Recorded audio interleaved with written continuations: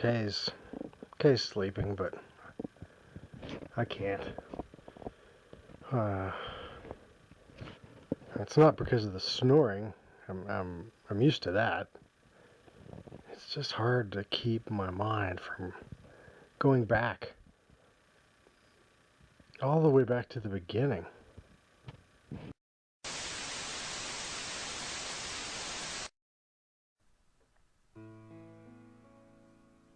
Kay Kennerly Morrison was born on November 9th, 1961, nearly 50 years ago in Tulsa, Oklahoma.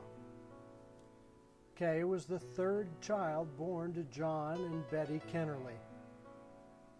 Betty was a homemaker, and John was in the steel business.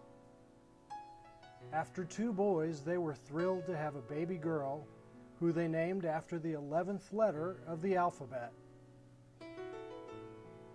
Though not as nice as growing up in Texas, life in Tulsa was happy for the Kennerly family.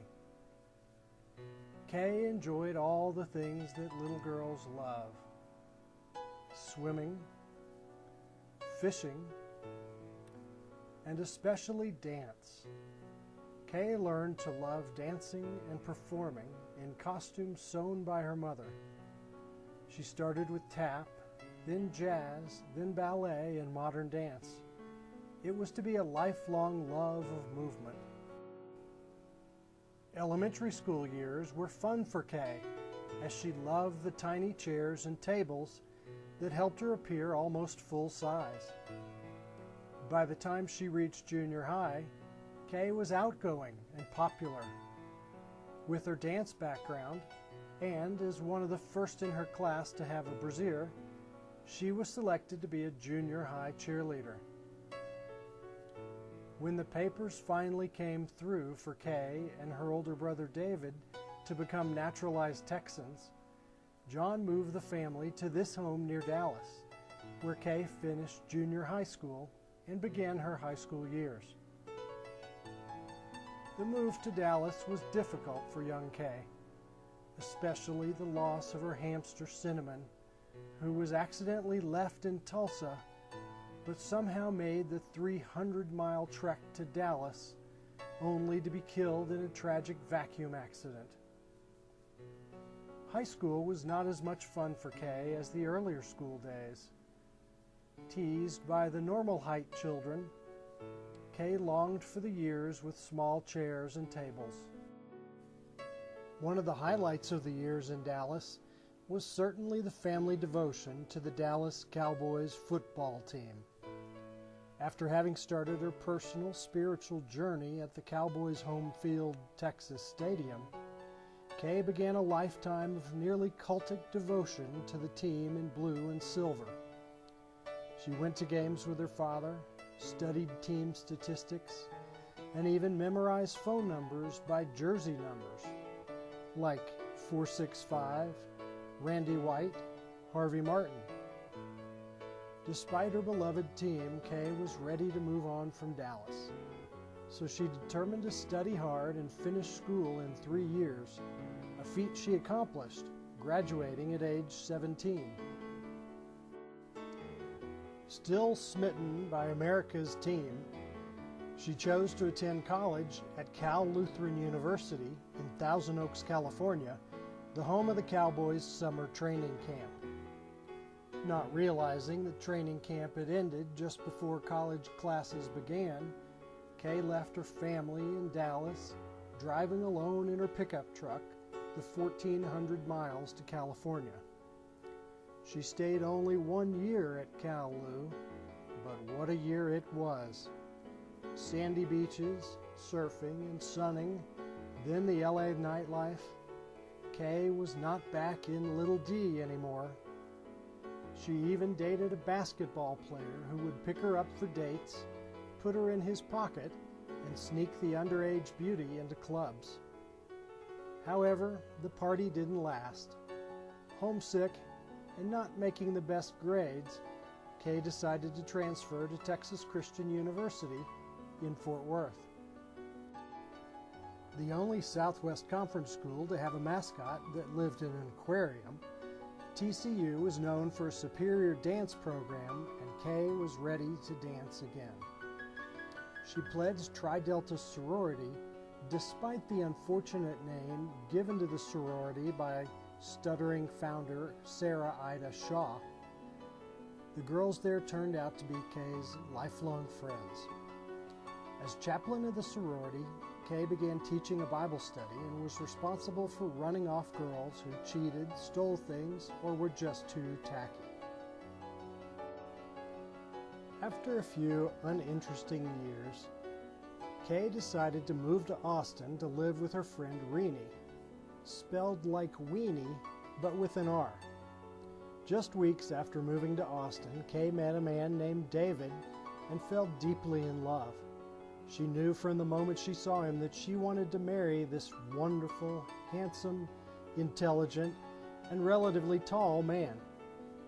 After a whirlwind courtship, Kay and David married on the hottest day ever recorded in Texas.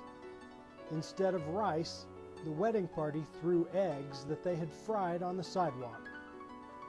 But things really heated up after they left the reception. After a 2-week honeymoon, they settled in Austin to live in a state of constant wedded bliss. Just a couple of years later, that bliss resulted in their first child, Michael, then a girl, Annie, then another girl, Liza, and shortly after, a son, Max. Life for David and Kay and the 4 children was idyllic. They lived in a woodland paradise where pine trees grew so thick you could hardly see the poisonous snakes and mosquitoes. Life revolved around their children and their church, where Kay began teaching women things she learned from God and from David. Her great sense of humor and her great wisdom made her an ever more sought-after teacher. She even began speaking at retreats and events outside of her backward little church. Into this happy world came a shocking event, a dire medical diagnosis for Kay's wonderful, beloved husband. Her strong, virile husband was stricken with a massive tumor in one of his extremities. The cancer had spread throughout his body and threatened to snuff out his very life.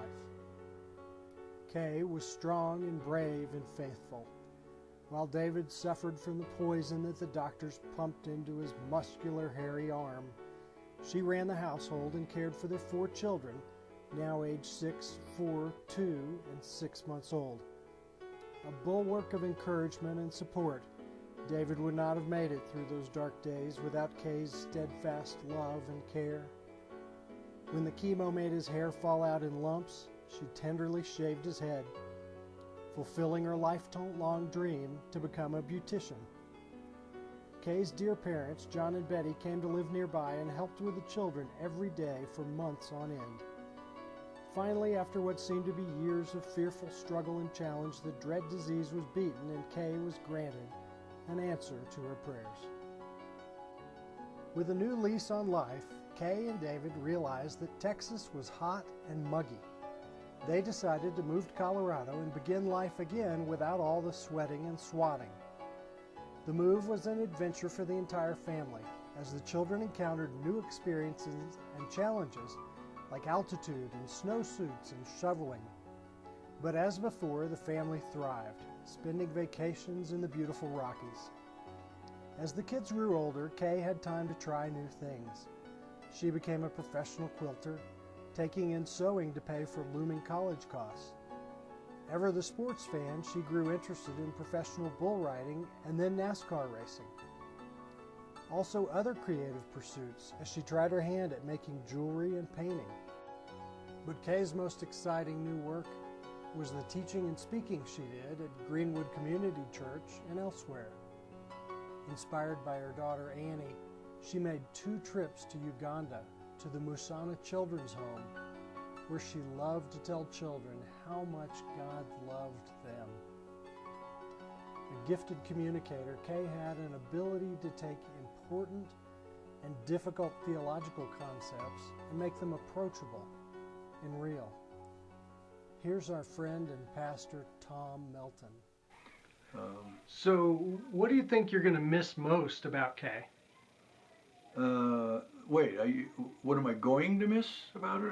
What, did something happen to her?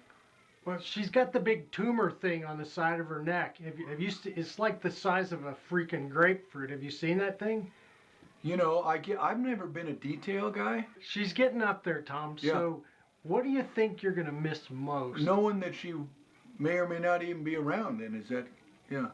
Well, I think I'm just going to miss, I've already missed that big old thing on the side of her neck because I didn't see it the first time. So I'll miss that. But I think I'll also miss her pink rug in her office because I've never known anyone that's quite as pink as she is. And so, at least her rugs. So that's kind of what comes to mind.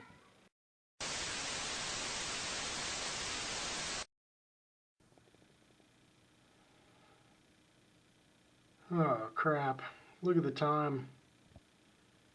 I spent another sleepless night up thinking about Kay.